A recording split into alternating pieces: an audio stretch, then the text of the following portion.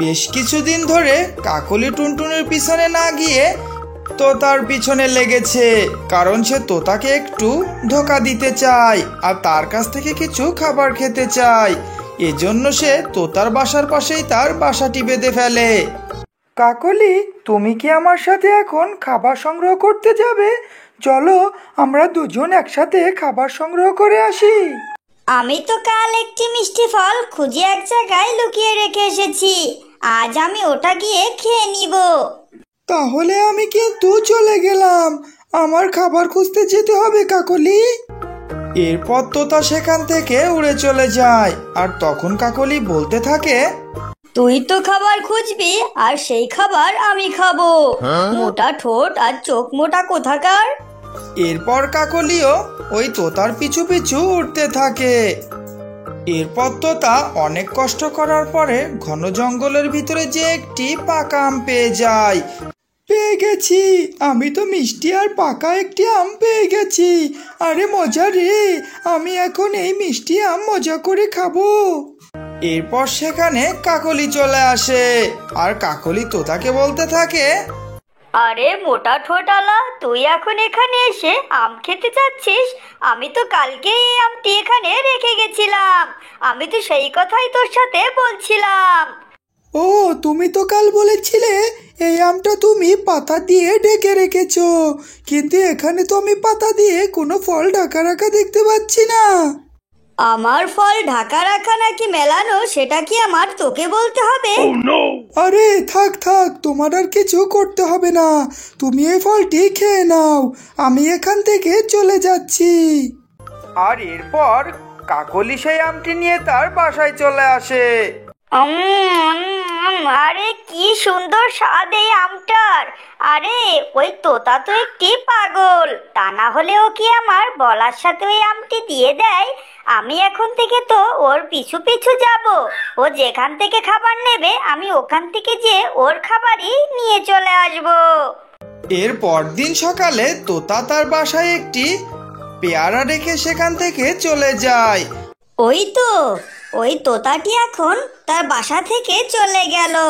আমি যে দেখি ওর বাসায় কিছু রাখা আছে কিনা, আর সেটা তো আমি চুরি করে খেয়ে নিব।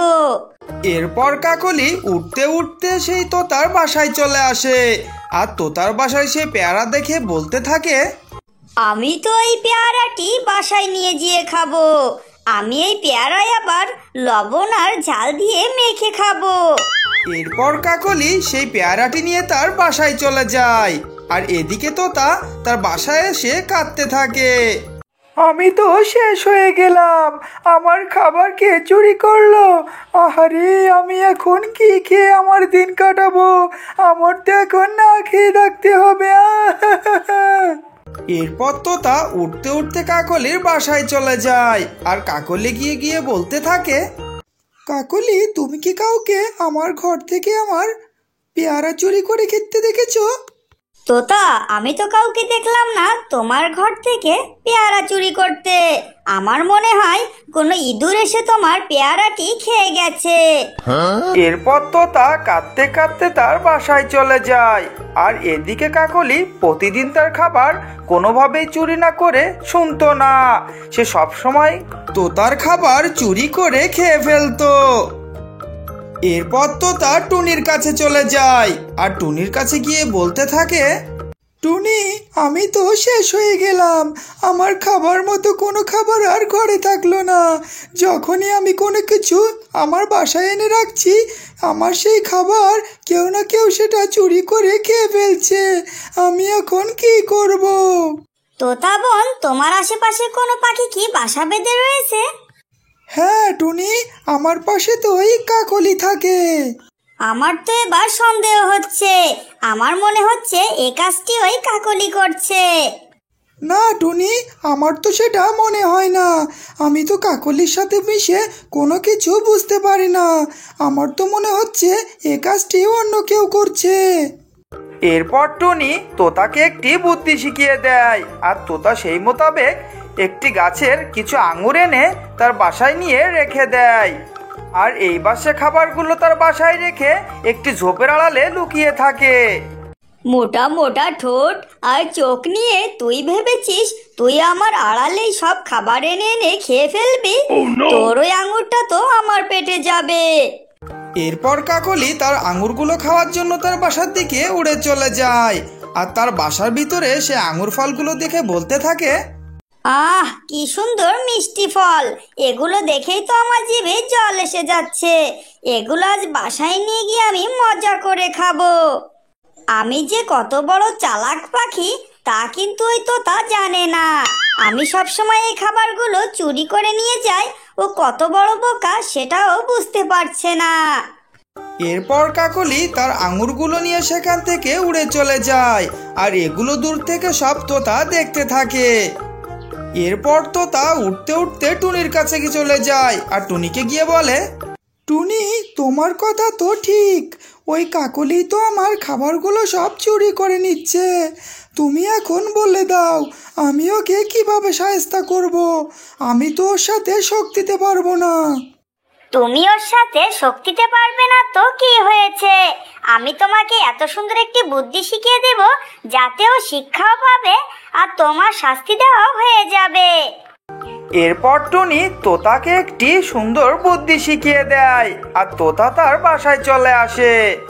এর পরদিন তোতা তার বাসায় গরম গরম সিংড়া বানাতে থাকে আর বলতে থাকে, আমি এই সিংড়াগুলো এত মজা করে বানিয়েছি যা আমি এর আগে কোনোদিনও বানাতে পারিনি। আমি এতে ঘি দিচ্ছি, আরও সুন্দর সুন্দর মশলা দিচ্ছি, এটা খেতে অনেক সুন্দর হবে। এগুলো জানলার ধারে দাঁড়িয়ে সবকিছু কাকলি শুনতে থাকে। এরপর তোতা তার ফন্দি মতো পানি আনার জন্য নদীর দিকে উড়ে চলে যায়। এরপর সেখানে কাকলি চলে আসে আর কাকলি সিংড়াগুলো দেখে বলতে থাকে, ওরে বোকা তোতা পাখি, তুই এখনো জানিস না তোর আশেপাশে আমি কিভাবে চক্কর কাটি? আমি তো এই খাবারগুলো মজা করে খেয়ে নিব, আর তোকে কখনো এই খাবার তো ছুতেই দেব না। তুই মজা করে বানাবি আর কষ্ট করবি, আর আমি সেটা আরাম করে খাবো। এরপর কাকলি সে সিংড়াগুলো নিয়ে তার বাসায় চলে যায় আর সেগুলো মজা করে খেতে থাকে।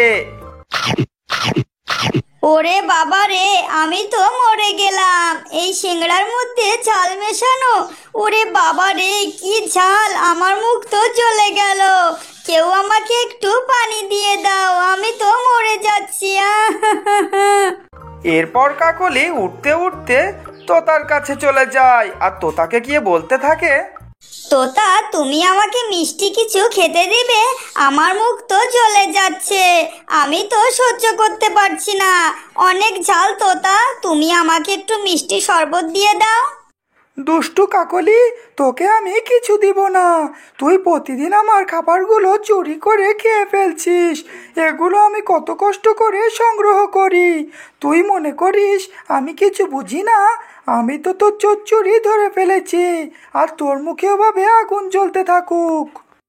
এরপর কাকলি সেখান থেকে উড়ে চলে যায় আর উঠতে উঠতে তার টুনির সাথে দেখা হয়ে যায় আর টুনিকে গিয়ে বলতে থাকে, টুনি, তুই আমাকে একটু শরবত দিয়ে দে না রে টুনি, আমার খুব ভুল হয়ে গেছে, তুই আমাকে একটু শরবত দিয়ে দে।